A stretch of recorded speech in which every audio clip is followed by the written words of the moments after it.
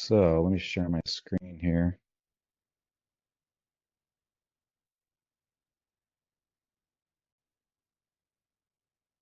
So today I thought we'd build a GPT. The last time we built a GPT with function calling, and it was pretty technical, and we didn't really cover how to build a GPT. This one's going to be really easy to build because Matt Ivy had a suggestion from the Chief AI Officer community, and he had this idea for a job security GPT. And I took that and basically put together some instructions, combined it with some prompts from the AI Driven Leader book by Geoff Woods. And so I put together this document here, which is basically what Matt has. He basically wanted to build a GPT that turns AI skeptics into empowered AI leaders, basically. So it would challenge them through, it would provide devil's advocate questions and run them through an interview process to work them through the AI empowerment curve. And he gives a description here. If you're worried about AI taking over your job, then you can consult with this AI job security GPT. And it's your personal AI coach helping you to just not survive, but thrive in an era where technology is changing the nature of work. So you can engage in Socratic conversations with it, ask it questions, have it be a devil's advocate. So like an example here is, what if AI could do that task faster and better? How do you make sure you stay ahead? So it's basically your AI coach helping you navigate the world of AI if you've never used it before. And if you're worried about AI taking over your job, you can basically use it to enhance your skills and not be so worried about AI taking over your job. So basically, to build a GPT, I've added this role here. I basically copied and pasted what Matt had in here into a document, and then I added this.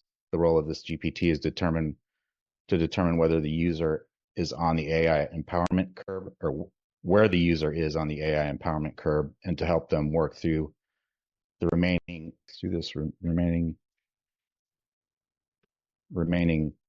stages to feel a profound partnership with AI, achieving more in less time. So I added that,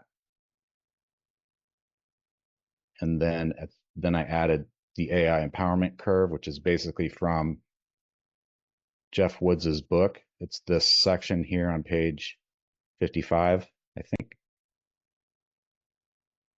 So it's the stages that people go through when they're discovering AI. So they have a starting point, and then when they start using it, they have a light aha moment, basically. And then they actually, until they see that their light bulb moment has had an effect, they kind of had a reality check. And then I guess this is kind of like when you're iterating on an idea, and then you start to get momentum to the point where you're really efficient and you're saving time in your job. Dude, I can relate to this so well right now. I've heard. I mean, in some contexts, I've heard that's the trough of disillusionment kind of stage, that reality check part. So there's Matt, the man. Yeah, Matt, have you read the book? I listened to it. Oh, okay. What did you think? Did you want to expand on any of the thoughts that you had on the GPT idea? No, I mean, I could do it and I would talk all day about it. So I like just the way you positioned it and said it. My thought process was how to have this discussion with teachers and other people in education and people that just weren't sure about it. And it was just kind of one of those aha moments. It sort of was a tipping point with this book and a couple of other like cognitive architecture types of ideas that kind of will expand on this. So this is a great foundation for having this conversation. So, and I'm not the technical person, so I see all these, I can visualize how all these work, but building them out, I've had to keep everything very simple, and I haven't figured out that language. And so I love that you've taken that and put more thought into how it would actually work as a process of creating a GPT with it. So I appreciate it. Sure. Have you created a GPT before? Yeah, I mean, I have. I'm not a coder. I'm not a super technical person. The day that I could create them, I had already created a plan to create one because I knew it was going to launch, and I had had this concept for a long time and couldn't afford to pay somebody to code it, and had gone through all the processes for some time before that. So I've created several, but I have not developed them any further. Every time I kind of messed with them, I kind of mucked them up, and it was like recreating the wheel. So I kind of just put a pause on adapting them or changing them, but I have several that I have created. Okay, At a cool. very basic level. So Well, Have you, what's cool is you don't really need to be a coder. Like I literally can just take what you put in here. That's how I started. I took just basically cut and paste what you put in here yeah, and put that in the GPT prompt and had the AI build the GPT. perfect. So I didn't Yeah, actually and that's do any. exactly what I've done. And just to preface that, so everybody else knows, none of this was none of this was special at all. This was just me taking, a quick couple sentences through voice, because I do everything through voice, and just prompting it, saying, I've got this idea for this Socratic thing. This is the problem. People are, not wanting. People are always hesitant to use the tool. So let's reverse engineer using the tool to like encourage them that this isn't going to replace their job. It's going to be their partner, their thought partner. There was different ways of language I used as I was progressing. I can't remember exactly when I did this part, but it was a super simple prompt, right? It was nothing detailed to get that output to start. So Cool. Okay. So I added that to what you had in here. Gave it the definition of the AI empowerment curve. Basically I took screenshots from here in the book of all the phases, and then I had the AI build it out basically. So Okay. as soon as I saw the part of this book, I took this concept and wrote a book for myself in the middle of listening to this. And so you'll like what I had created, you'll see some similarities between what you're doing. I related this sort of back like to Chris is using the 10-80-10 rule. And so I love that when you did this, you related it back to a tool and a concept that we can use within the group that's understandable in this book. So that's a cool thing. Yeah, and I hope by doing this, I want to kind of place the person on that curve. So Yeah. like have the GPT just basically say, oh, you're at Yeah. level Yeah. 3 or whatever. Yeah. I love it. And then let's see. So I've got all the steps. hey, Matt, I just shared a link with you, beta.pickaxeproject.com. You ever play with that? No, I have a little bit. It's on a little tangent. I started playing. I played with it for a second, got into it, and I put all these things sort of on hold because they were going to have the GPT store, and there's a couple of those tools that had come out, and I had somebody that had an account that allowed me to have access as like a developer. He was like one of the early adapters and whatever, but I never dug into it super further than just doing exactly what I did in the GPT, was just copy this directions into something. But I've heard a lot of good things because you can do the paywall and some other stuff behind it, right? You're muted, Andrew. Sorry. Yeah, you can monetize it and get it out there. Yeah. Yeah, I started playing with that. I think you'd probably have some really good success with it. Yeah, no, I would. It's on my list, and I keep hoping that there's so many solutions and it's moving so fast. And I'm the idea person, so I have a whole stack, a slew of these that for me, it was finding these and then somebody else expressing interest in it within this group.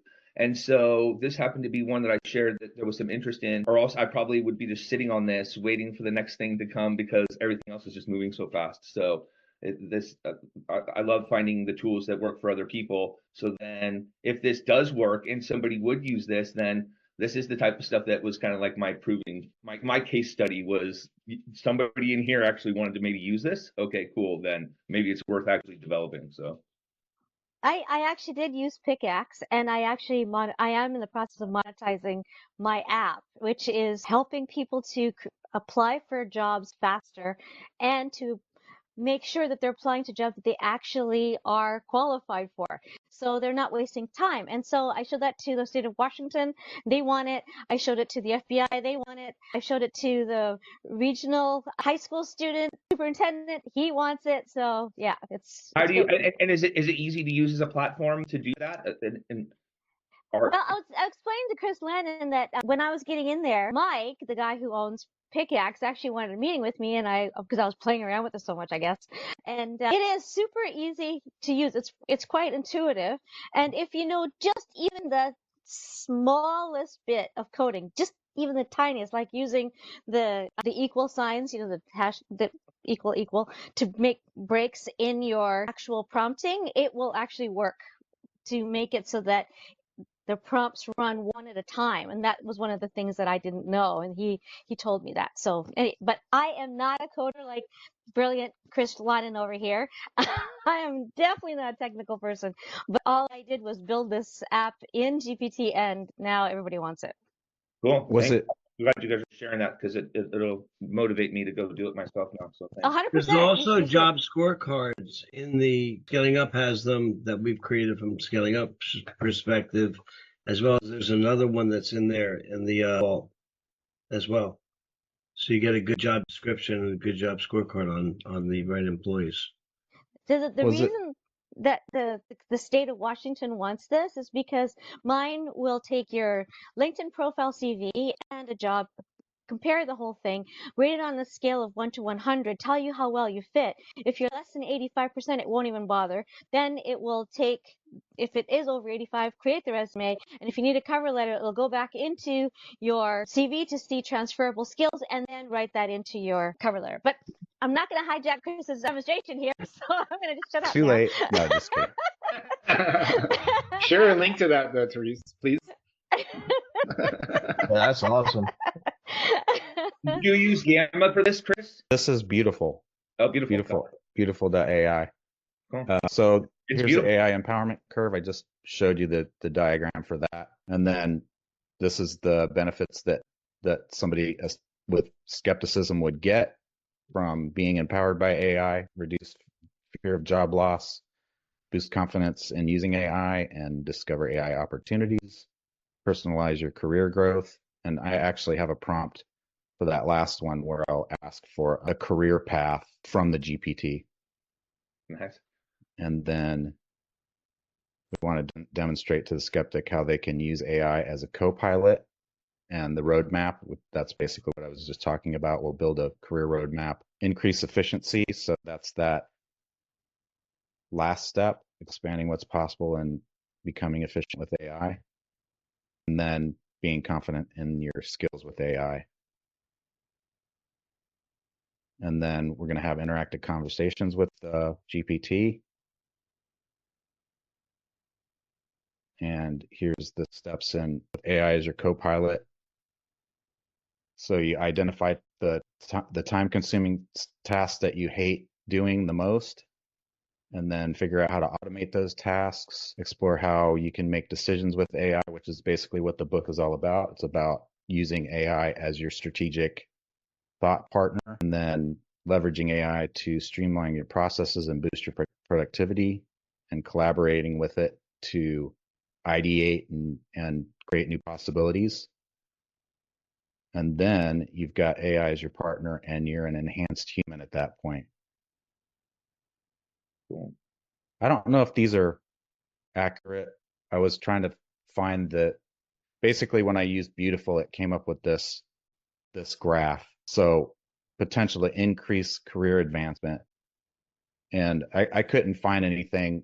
I don't know where it got this information, but I guess these are max numbers. So you got a potential increase, 85% in career advancement, 75% in potential earnings potential, 90% job satisfaction, 80% marketability. And then you always want to have the human in the loop. So the fourth feature is that AI can't do everything. You definitely have to be a human, because AI can't be empathetic, and then you want to be able to communicate. Another tangent on that one. Yeah, with the advanced voice feature, I'm not so sure now, right? Yeah, well, and I mean, just coming from the neurodivergent mindset, that's something I've been pushing from the start, was building in that piece that's another side topic, but I have a couple of concepts around that piece that I think could help out for sure in some of this stuff. So Okay, this is the GPTs for the skeptic, the beginner, and the growth seeker. And then it gave me this, which is pretty nice. Embrace the future with open arms, for it is the path to your greatest potential. Maya Angelou, that's the last slide. So we'll go ahead and build the GPT. I'm going to go ahead and copy this, the document where I compiled the stuff about the Geoff Woods' stuff, and then everything from Matt's post here. To create a GPT, just go into Explore GPTs on the left here, and you can hit Create up here in the upper right. I usually create GPTs in here because it's more technical on the Configure tab, and I think that's what I did last time. But you can just have the AI do it.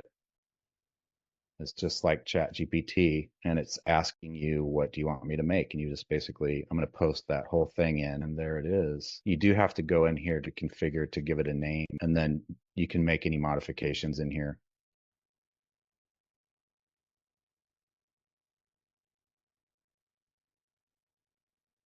Go ahead and give it an icon. And then you can upload files to it, so it'll, if you want to build a knowledge base behind it, it'll create a vector database that the GPT can pull from. So it would have a knowledge base. So I could have taken that document and just uploaded it in a file and then given it some instructions up here instead of putting the whole thing in the instructions. And then there's some tools here that allow web browsing. You can instruct it to search the web or generate images. I'm just going to go ahead and leave that. Code interpreter and data analysis is for if you want to generate code with it. So you could use it as a coding partner. And then for data analysis, if you want to analyze spreadsheets and all that, you can include that in your knowledge base, or you could just paste it in here, attach it as a file. And then the actions we covered last time, that's function calling, where we created JSON schema. It's a little more advanced, where you could actually do calls to webhooks and APIs with these actions. Hey, Chris, is there any benefit to putting the data in an external file versus putting it in the actual instruction section? Any benefits or non-benefits? Does it make a difference? From a technical perspective, I think your token usage might be different. I don't know if it'd be better or worse, but I think if you want it to pull from specific areas, I would just prefer to use it in the instructions if there's not too much data. If you're going to have like 20 files, you're going to want to upload them here. Okay. So if you don't have, my rule is if I don't have a whole lot of data, I just paste it in here. If I'm going to have a lot of data, I just upload them as files. And typically, you'd want to do text-based files like a PDF or a TXT file. Yep. No, I've done that with like trust authority posts and things like that, where I have external documents where I put the data in it because it's more than the instructions. It's just a lot. Yeah. Yeah, what you can do too, I think Segovia, or maybe it was you, Chris, that told me to create one PDF, just compile everything in one PDF, because you can only have so many PDF. I think it's like 10 files or whatever you can upload. So if you create one big, PDF and upload that, like I had 500 documents for SOPs, and it was just crazy. And I wanted to analyze it. I need a supercomputer for that. So yeah, I'm glad that's the reaction that I'm getting. That's what I'm trying to tell my board. And I think that there's a 50 megabyte limit on each file and 20 files maximum per GPT. I'm going to hit the create button over here. You can test it down here if you want before you hit create. I'm just going to go ahead and create it so that everybody can try it. I'm going to select anyone with a link here and save it. Can you repeat those numbers? You said 20 files, 50 gigabyte or megabyte, did you say? Megabyte. Megabyte. Yeah, 20 files, 50 megabytes each. Or whatever that math is. Sounds like 1 gigabyte. Yeah, whenever I have to convert from megabytes to gigabytes, and I don't know, for some reason I've always had a hard time with that math. It's 1,024 megabytes to every gigabyte. Great perplexity question. I've posted the link in the chat, so if you guys want to jump in there and try it out. You guys have Matt's wheels turning over there, I can see.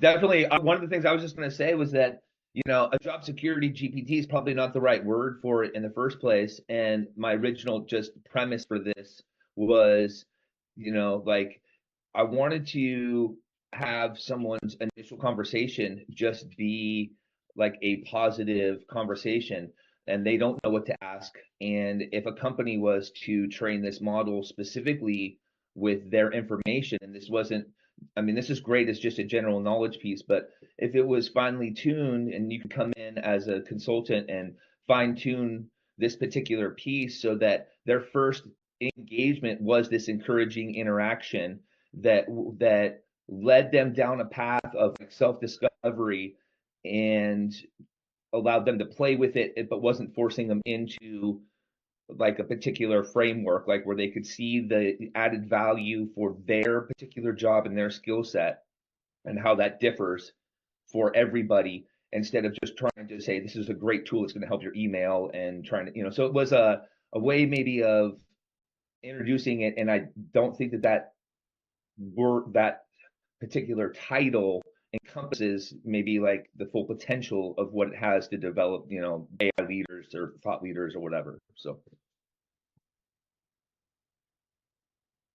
Here's the first Geoff Woods prompt for in that section. If you guys want to try it, I'm putting it in the chat. Just copy and paste that into the GPT and give it a try. Wait, you're gonna say what was that? You're gonna share this custom GPT, right? Yeah, I did. It's the link in the chat. Oh, there it is. Okay. Above that, yeah. Chris, I have a question though. Chris? Yeah. If we load or upload the documents, as you said, how do we train? So do we need to train, or the GPT will take, the system automatically does automatically, or how do we train the model? Yeah, the system, when you upload the files here, the system will take the files and chunk them into a vector database. I see. So it'll have all the vector references to whatever the context is that you give it down here.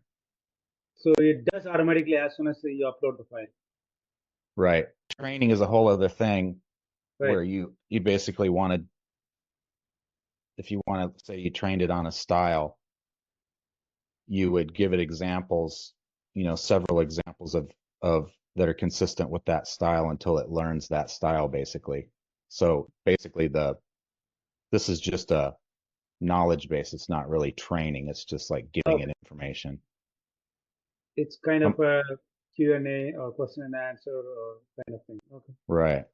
But this is not private one. It goes to the public. Right? The what? This GPT is not private GPT. It's a public one. You can choose when you publish it. If I go to edit. So if I go to share here, these are your options. I can choose only me, so I can have my private one. That's good. This is like an unlisted one, or you can put it in the GPT store. I just made it unlisted so that anybody I give the link to can use it, but it's not public. Okay. Great. So like if I was gonna do, say, use copyrighted material, I would typically say if I have books that I own, I would only, I wouldn't expose it to the public. I'd just leave it for me. See here. Oh, here. So I'm going to try this prompt. And so I'm saying I'm new to AI and unsure how it can help me. Interview me by asking one question at a time to identify how you can help me. This can be a time-consuming process. It feels like 20 questions sometimes, depending on how far the rabbit hole you go. I don't know if anybody's using it right now. If you are, please feel free to share. It's asking me question after question after question because Yeah. I'm giving it, I guess, more data than they expected. I don't know. But it's like, let's break it down when you review data and reports. Because I said I'm a business coach basically, and I want to know how it can help me. I think that's part of stuff. Like, I think, like as we play with this, and I've been working with other groups and doing stuff like this, where if you were a company or you were the coach, you can kind of, put in some further guardrails. So you don't want it to go into that endless loop. But at some point, sometimes when people are getting used to this, like, I'm going to use it until I say stop. And that's kind of the process. You could, put up some thought process. You could put up some questions that that they're going to ask, or lead them in a direction, I guess, by putting that in there. I do like the way that you used Geoff's prompt. I will say that it took me many times, because one of the very first tools I ever created was a Socratic thinking GPT. And so it took me a long time to get it to want to think Socratically and ask questions. So even within that, there maybe need to be a little bit of tweaking within this particular model and how he has it worded. You may need to adjust that language, I think, for your particular use cases or the companies that you would be using it with. So Would you mind jumping in and sharing your screen and running it through what kind of pace you would put it through, Matt?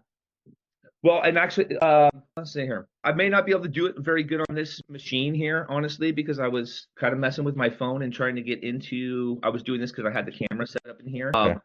But I can drive. You want to tell me what to type? So part of I guess just so you guys understand my overall concept, it's, I don't want to take away from the thought process on actually creating this GPT, but my mindset around how my neurodivergent brain works was having this Socratic conversation, and that's sort of what leads to the social emotional kind of component. But after listening to Geoff's talk, I kind of basically came up with this concept of you've got two types of thinking, right brain and left brain thinking. And that I kind of categorized as strategic thinking and Socratic thinking.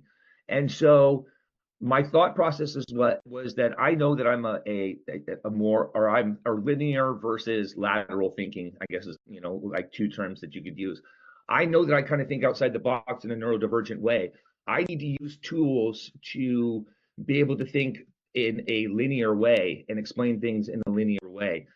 That is a conversation that I was understanding that most people think in a strategic way and want to try to come up with ideas. I am the visionary person. So I was trying to find this balance of the two types of thought processes, like the cognitive architecture behind the prompting piece and what those outcomes would be. And so this was my right brain versus left brain. Like if I do the Kobe report and I'm a certain type of person, I want to hire the opposite of that.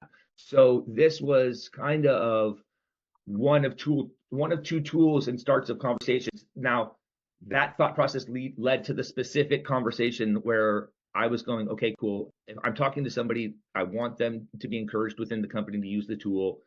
So I trickled that down into this specific use case for this. But the overall premise was, how do I come at it from the right brain, left brain, have those two types of tools, GPTs, to go down that line and break it down from there. I know that wasn't probably what you were looking for, but I'm a question kind of person. The call. Do you want me to bail out of the call? I'm a question kind of person, a Google kind of person. I like to ask lots of different questions.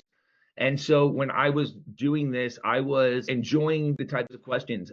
It was really good at telling me the same thing. So I wanted to make sure it plays the devil's advocate. Some of those things that it'll make you feel really good, like you've got all the right answers. That's not necessarily helpful. You need to have a balance, right? So this was coming from me using it for thousands and thousands of searches, and then trying to reverse engineer how maybe somebody using it for the first time would be overwhelmed, and having a conversation about how it's going to be a helpful tool to you specifically, because The magic behind this is individualized learning and individualized the emotional part development. And so then that takes into the next part, like the social emotional part, but it's individualized, meaning that everybody within their careers is going to be, we need to be advancing these tools at like every 4-year pace, which is like getting a college degree. So now 10 times in your 40-year career, you've got to up your skills. And if we're, and the pace that we're all living in this world right now, these tools are advancing by the hour, by the minute, by the day. So we've really got to be like re-upping everything. I was trying to create this path of how you use these as individualized tools, not only for learning and education, but that's where career development comes into this piece. This conversation was like, how do I use this as like my guide through what my next steps are in my career? How do I advance? How do I do those things?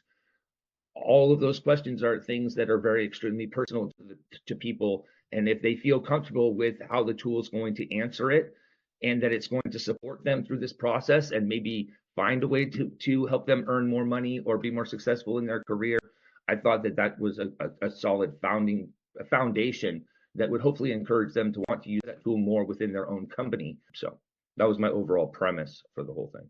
I would urge you to check out for a UI, Delphi.ai. It's very individual, so each user is going to have their own experience with it, and they can always come back to it. If they hang up, they can always come back to the conversation and pick up where they left off. Nice. I have an example of what I'm working on here in the link there. If you guys want to look at it, actually, I think I shared it just with Chris. I'll share it for everybody. And you can, just start having fun with it, and this is just an example for like a Google Ads agent, for a marketing agency, but you can spin it with your same approach, right? And it could actually be you, a clone of you. It gets pretty trippy. But then they're having this conversation and it's going back and forth, and they can throw you, just curveballs, and you'll, come back with it, a really honest, response with humor and laugh at it. If they tell you a joke, you'll laugh at it. So it really provides that experience, I think, that you're looking for, some emotion to it, and what we're not seeing with the current bots right now. And you'll see it, like mine is more developed for an authoritative, like educating type of tone. But you can set your tones, you can set, how long you want your responses. It gets very detailed. And then there's a bunch of API integration. So if you were to, wanted to tie it into a whole platform or educational type thing, you have all that integration.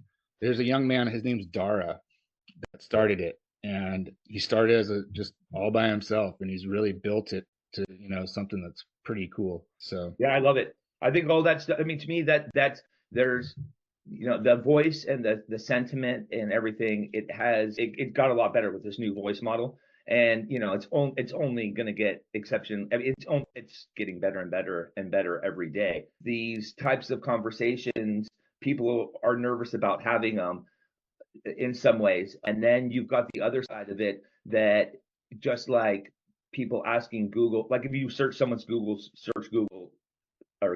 search history, just how private that is to some people, and you would ask it stuff that you wouldn't even ask your significant other or whatever. These tools have the ability to do that at a level that people don't really understand yet, in the same way that we thought that they weren't going to be necessarily creative, that they were going to be more strategic thinkers. They really are good at the Socratic thinking. They are going to be good at understanding the social emotional components when they're trained right and primed and everything. So, and it's the same thing with the coaching.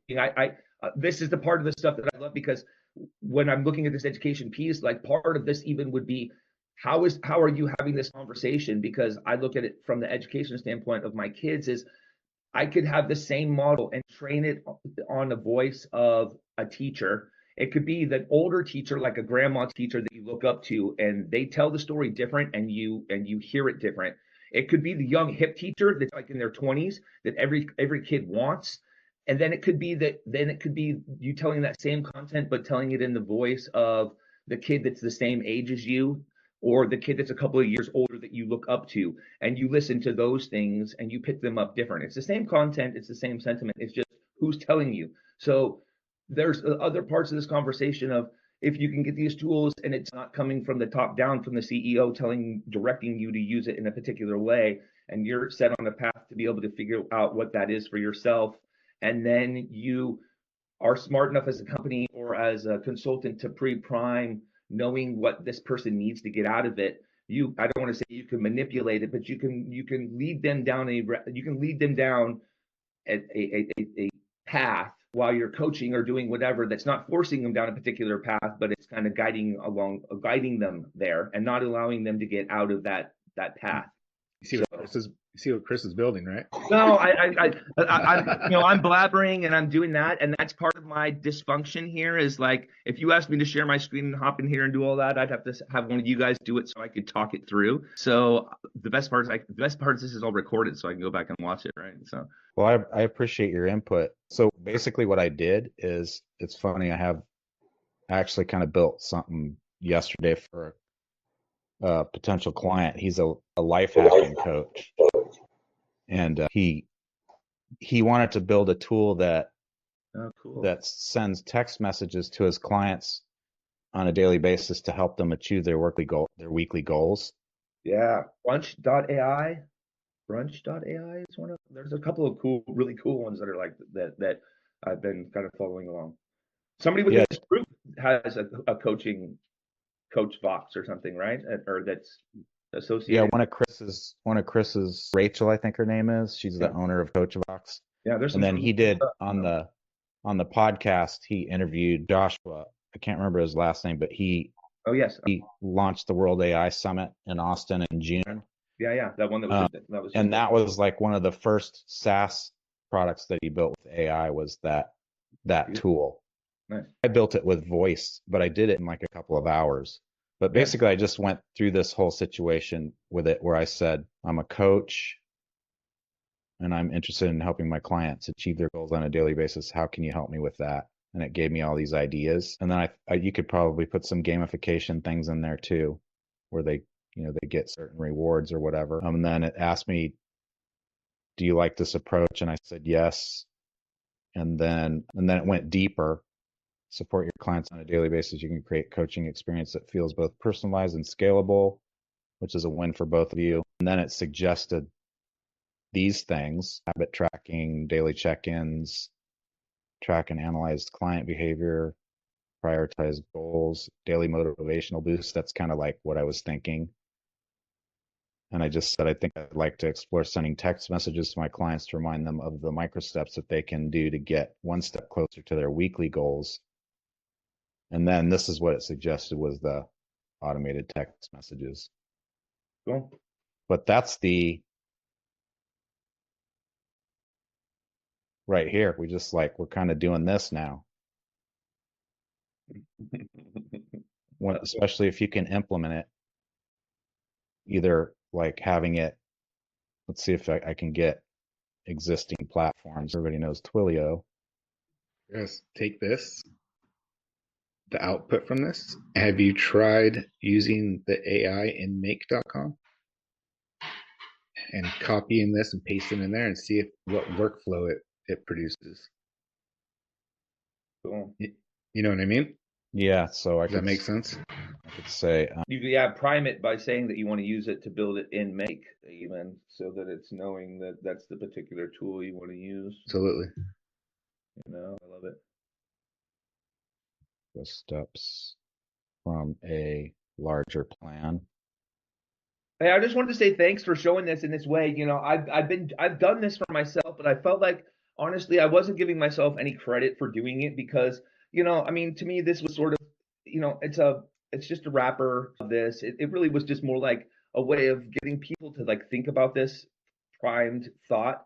And I was using this as a tool to just get my thoughts for dyslexic AI and Matt Ivy and my name out into this GPT. And instead of, so I've been treating it the opposite. I don't have any proprietary information right now. All these thoughts and ideas I'm putting out there, because the more that it's out there, the more other people are going to see it. The more I hide these ideas and I do it in private with what I'm personally working on isn't helping me any.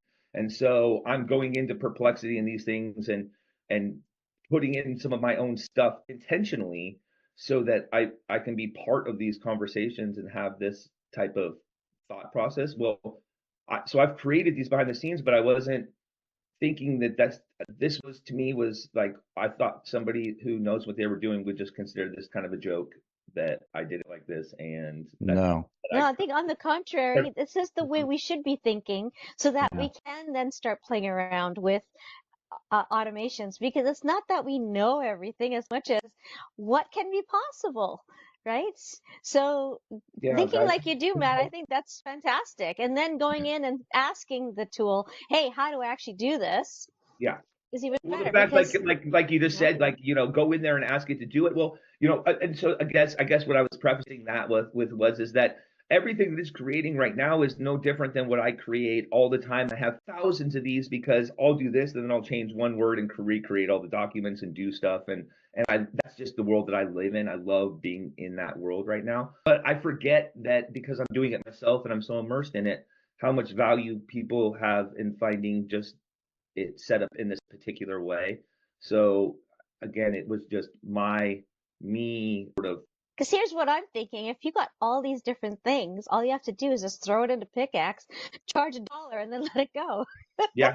Well, it's a great social project for society. You know, I think what Matt is thinking, you know, is, and I think dictation for him and for, I can relate for sure, because without dictation, you know, a lot of the stuff that I'm doing right now wouldn't be possible. I can get it out there and I can articulate it, you know, and get it, you know, something going. But I think this project, Matt, is a great social project for like the greater good. You know what I mean? Especially with where we're going.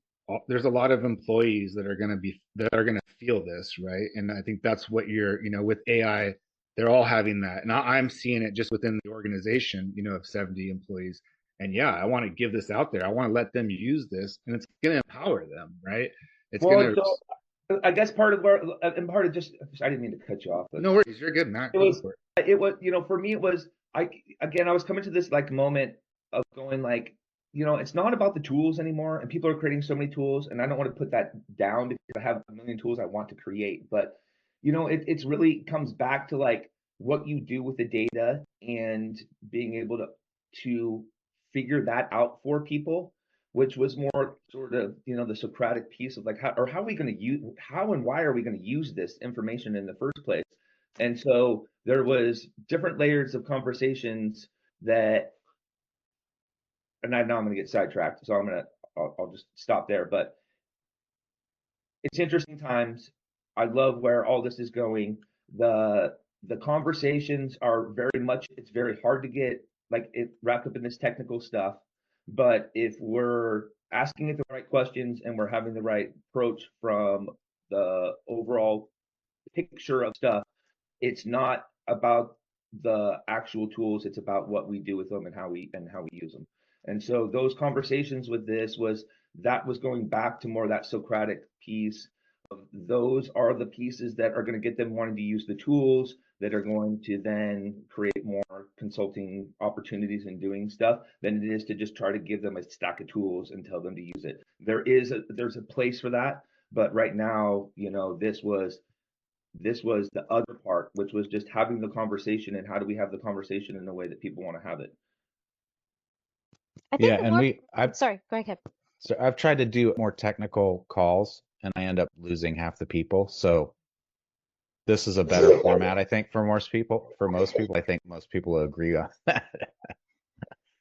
I was It's more say, practical. Chris, is that, you know, that it all starts with just playing around with stuff, right? And just doing it in private and without. Uh-oh. Oh, she's frozen. Well, but I also think it's actions. Oh, you're back. You froze, Tyrese. Oh, did I? Yeah, you froze up. Uh-oh. You're back, though. Oh, sorry. I meant to say that you can play around with it, and I think that's the most important part, because if you don't play with it, you will never know what's possible. And then the other part of it is that if you're in the privacy of your own computer and you're playing around, there's no one judging you on what you're playing with. You know, it's just a matter of just getting comfortable with all the different tools and things, and it doesn't matter which one. Just dive in. Hold part of maybe what my whole thing of why I've been able to use these so much is I like to talk to it. So I'm doing everything verbally, and so I'm asking it differently. And if you were to like translate that what's written in there, you would want to clean it up immediately. You'd be like, oh, this doesn't flow right or whatever. But honestly, the tool's getting so good that it's recognizing that I'm having a conversation, and that when I'm having a conversation for me in particular, I'm starting to get better output instead of it being more rambly and not understanding. It's actually starting to understand me better. I can't prove that yet, but that's what I'm finding. But I'm hard on the voice piece. So do you have the memory to pick up my frustration or my sentiment as well? So I don't know, but I feel like it's giving me almost more valuable output. Do you have memory enabled on it? Dude, I feel every time I go in there, I max out my memory on anytime I just start talking into that thing, it's maxed out or whatever. So I haven't turned it off yet. Again, it's another thing I mess with because I go back and forth between tools and I'm having multiple conversations between trying to figure out who I am and how I'm selling myself and what I'm calling this and what I'm doing. And so I'm not behooving myself and how I'm actually dealing with it. But that's also part of my frustration with the tool is we've got all this magic power, but I've got thousands of threads that I can't even search right now because they're so backlogged and there's so much of them. And it's delete them all, dude. Just delete them all. Well, I archived it. Don't get me wrong. I archived it. And so just because I knew something was up, but I need to be able to tag it. I need to be able to have different business conversations. I did the business account, but then I was going back and forth in a different way and I didn't like the way it worked. And so there's a lot of things that could be so much better about the tool that's going to help us even when we get that as users be more efficient in what I'm doing, And so those are all the stuff that I get excited because you guys look at these things from those perspectives that I don't. I look at it how I can talk to this thing and get it to give me the answers that I want. How can I ask this thing I know it'll give me the answers and I know that it has all of the information in the world. How do I just ask it to get that information? And I'll try 20 different ways, and then I'll go to another program to try 20 different ways to find that one right way that Geoff found to phrase it. And to me, that's where all the fun is. Most people won't do that. They'll put in Google. One time, my wife says, or my ex is like, where's this store? If she couldn't find it on one Google search, she gave up. It didn't exist. It wasn't there anymore. You can't, that mindset doesn't work anymore. All of the information, the collective knowledge of everything in the world, all of that information is available. It's how do you figure out how to ask the right questions to access it? So. Yeah, Don, did you want to jump in there? No, I was just saying, it's a matter of using it, playing with it, and then putting it out there. Because even though we're in this group, we're kind of like in this bubble, and we think everybody knows what we know. They don't. Even really smart people don't know what we know. So you have to put it out there, otherwise no one's going to learn. You just have to put it out there. And there's a book that I have. It's called Beautiful Questions that teaches you how to ask questions. It's one of my favorite books because it really helped me with my own personal prompting because I tend to be all over the board. I'm not like, I tend to go here and everywhere. And that really helped me with my own prompting in order to teach people how to do it. So guys, I'll just before we get out of here, or just because I did write a little bit about this in this book, and that's what I dug into for a couple of days of not having the kids and family around, was creating this content. But it came from studying the Socratic method, and so if you look it up, it's just how to ask questions. And so I was working through creating a micro school for our kids. We stumbled on Acton Academy, which is like a Montessori-based 21st century Socratic method first. My son goes there. So we started an Acton Academy. Oh, cool. Studying flipped education model, learning development, those types of things, where I figured out this part, and my neurodivergent, my daughter, whatever. But that thought process is huge. And so if you can ask those questions as a consultant, as a coach, and as a teacher, as a student, the kids do that every morning, right? Well, yep. And so that's our job, is to ask these businesses the right questions that they don't know they need to ask, if we can create those tools to prime them, knowing that that's what they're going to need to ask, then I think, we can win them over with the technology instead of, losing them. So. Hey, Matt, did you say you wrote a book or you're writing a book? I've written a couple of things. I've got like a couple of ebooks, and I've just, doing them on dyslexia and AI. And then this concept of basically the dual mind concept of. Hey, that. Chris, what about that workflow you have? The one I just did? No, there's one you shared about publishing a book or something like that, or was it somebody else's that you're showing us? Oh yeah, the Ghostwriter project that I did. Yeah, that writes books. Nice. Yeah, well, I actually used it I used the owner of the Acton Academy here as the test subject when I was developing that product, but I still have it. I mean, I don't. It's not a commercial product anymore because it's not scalable, but we can run it for you if you want to try it out. Part of my thing was creating micro school AI, .ai for these tools, for this industry, just because that they need it. They're the mom and pop. They can make the decisions. They can do this. The school districts, it's really hard to fight. I could go off on a whole nother tangent about education and all that stuff because it's a passion of mine, but that's also like where we're at right now is that we needed to be doing this at the college level to fill the positions that we need immediately. We needed to be doing it within the organizations themselves to get caught up. And we sure as heck need to be doing it for the next generation of kids that are coming up that are going to be using these tools, that are going to be, using them quicker than most of the people that are. I'm 47 and up. If we don't start using it now, these kids are going to start using it and be replacing us quicker than we know. So. Yes, dude. 1977, huh? Yeah, brother. 47. Hey, guys, I know I haven't chatted much on here, but I appreciate it. You guys made me feel very comfortable. I've kind of been lurking in the background. These meetings are really hard because I have my kids in all evening meetings are hard because I usually have the kids and do stuff, but I'm trying to make it to more of these when I can. So glad you're here, man. I enjoy the live.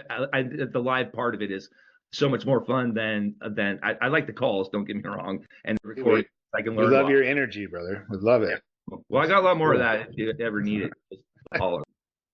So real quick before we get off the call, the last thing I did is I said, can you help me build a make.com scenario that creates micro steps from a larger plan and sends text messages on a daily basis? And it basically told me how to build it step by step, building the scenario with a Google Sheet, set up the scenario, connect to the sheet, and then add a router for the daily micro steps. Yeah, so basically I literally built the business. You can copy that into all micro terms or whatever, and micro steps wasn't one of the things I'm using. So that's immediately going in my little list. I don't know if I made that up or if that is an actual thing or not. Dude, if you look over here, I've got every word that I use with micro on this. And wow. Yeah. My partner doesn't like the micro part because he thinks it's pigeonholing it. So I'm recoining the micro business term to remove the micro, like under $200,000. If you remove the income, then micro business is just a small SaaS company. And a company of 3 can be a multi-million-dollar company. They're still micro company. They're still delivering it at a micro level. That if you want to wear it through the lens of that's at $250,000 and under, then it doesn't work. So I'm, just kind of redoing that. A whole bunch of micro tools to make macro tools for enterprise, whatever. So, but I love it. I like the concept of micro SaaS products that you can that do one thing really well that you can charge a couple of bucks for. Yeah, and then you have a whole bunch of those because it takes a whole bunch of those to get together. It's not one tool doesn't work anymore, so you need a whole bunch of them. So, anyways, Vidya, you got a question? Yes, I know we're going a bit tangent, but since we talked about building custom GPT, I noticed how, you just picked the whole script and then put it to create the GPT. Now, have you seen any difference between using system instructions rather than the way that you did it? Because I was somehow thinking, how Matt talked about, I've been creating so many GPTs just the way, and somehow thought that there's a better sophisticated way for me to able to monetize it or something. And only recently I came across the system instructions where you can go to a playground and then give it instruction. It actually breaks it down into, step by step. Here is an example. I want you to ask only 3 questions or something like that. And I was so surprised to see the way you do. So, but have you seen like the difference with respect to performance or the way how it responds when so you'll want to use a task-based framework if you want it to do very specific things in a specific order. So if you want to control the behavior of it instead of just a general behavior, you want to use the system instructions and give it a goal, give it a role, and then give it a task-based framework as well as guardrails. So like if you don't want it to go off in certain directions, you can give it some guardrails in the prompt. But I generally use the system configuration, the configuration part when I build a GPT. I don't usually use the AI chat part of it. I just did that to make it super simple because I was just taking Matt's information and dumping it in there and to see what I got. If you notice, the initial prompts weren't in the correct person. They were in. It was like it wasn't talking to me. The initial prompts. It wasn't like, it didn't phrase it like I was talking to the GPT. It was like it was talking to me. That's because I didn't make the necessary adjustments in the text that I pasted in. But I would generally make those adjustments in the configuration part of the GPT. I hardly ever use the chat to create a GPT. I just did that in this case. Was she talking about doing the playground, like a step more? Yeah, well, in the GPT itself, let me show you real quick. One thing you guys can add to just at the end of the instructions is to ask it to reflect and remove any hallucination or exaggerations. And the output that you get is so much cleaner. So there's this create tab over here where you can just chat to have the chat bot build it. I always just go to the configure here, and then in the instructions, I use the task-based framework. But then there's also what she's talking about is in the API. Yeah. Well, I don't know if I can log in there right now. I have logged in, Chris. I can bring up if you want. Okay. Yeah. You want to share your screen? This is the kind of part the technical kind of part where I love, and I'm glad that you guys know how to do this because this is fascinating. So right now I'm logged into the playground, and then here's how you can access it. You come to chat, and then this is how I've been playing around. You can see that, you give it any scenario. In this case, let's say, we built a job security GPT, right? So I say job security GPT, and then say generate. Kind of gives this very detailed instructions. It says, okay, step, your job is this, provide strategies, discuss the role, and then it also kind of pops out, okay, this is the output format. Here are a few examples and a few notes as well. So what I do is I copy this whole instructions from here and then do the same thing that Chris did. Cool. GPT. Okay, cool. Yeah, so this is a more structured way. So I got this inspiration because, if you go into this chatbot and then look at few examples that they have, that's how OpenAI writes their own out-of-the-box assistant. And this is just a nice way to use the same structure to build our own GPT. I think that's brilliant from my personal perspective, but only because this is the way that they are going to want to prime like the use of agents, like breaking it down into these steps to do stuff is what the next step is for all these things to combine them. So I think that's really cool. Thanks. I've never seen that before. Yeah, and all the agent companies out there, they're all building on top of this. So like the builders are all like, they all look identical. You have a left column for all your, your settings and knowledge base, and then you have your chat like right in the center. So they're all doing the same. I mean, the way she's going about it it's the best way to do it right now. That's cool. Yeah, for like a cost-effective approach, it's definitely the way. So it's so funny. I'm getting solicited by so many companies that just have like reskinned this, and it's doing the same exact thing. All right. Well, thanks, guys. I guess that's it. I appreciate everybody coming on tonight. Does anybody have any ideas for next week? Did you like this format? This was cool. Ready? Chris, I would Okay. like to know, how we can take these GPTs and, multiple use cases. I know, someone in the group, Tyrese, was talking about how we can connect to Pickaxe. Or, I know people are using use cases where you can create GPTs and then connect it as a chat bot, right? So some use cases like this would be a nice way to dive deep as well. So bringing multiple GPTs into a conversation. Yeah. Yeah. Yeah, I know that use case I've heard. Never tried it though. Yeah, Okay. but GPTs would be great to know. Yeah, using the @sign to pull in different GPTs into one thread. Yeah, that would be cool. Yeah, maybe we could do a Socratic conversation with multiple GPTs. Well, it sounds like there's a passion for like what Matt has put out there. So maybe an idea is that we just keep brainstorming and pushing this thing through to see what's born out of it, right? And just keep brainstorming this as, a community and just like an open forum.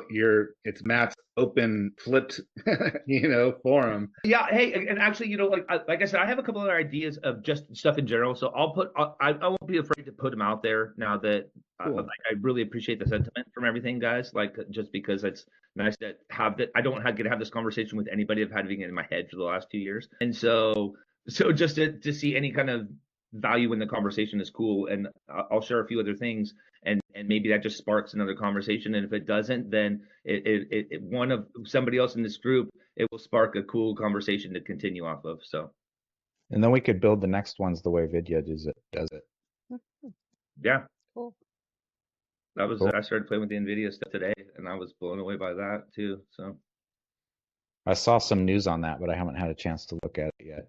I used it, or I was playing with it, and it doesn't save anything right now in the model that I was using, the Llama one, and it just, so you can't go back and have your history for what it's worth, and you have to do some other stuff to adapt to it. But the output was pretty fast and it was pretty good. And then when it wasn't, it was bogged down, super fat, slow, and gave me nothing. So, but it seemed pretty powerful for sure, and very fast when it was working. All right, I'll be sharing all the resources underneath the recording of this video. So look down there and you'll see the documents and the resources. And we'll see you guys on the next one. Hey, thanks Matt. Appreciate it. Yeah, Good night, guys. Thanks, everybody. Great call, Chris, as always. Good energy. Thanks, Lee.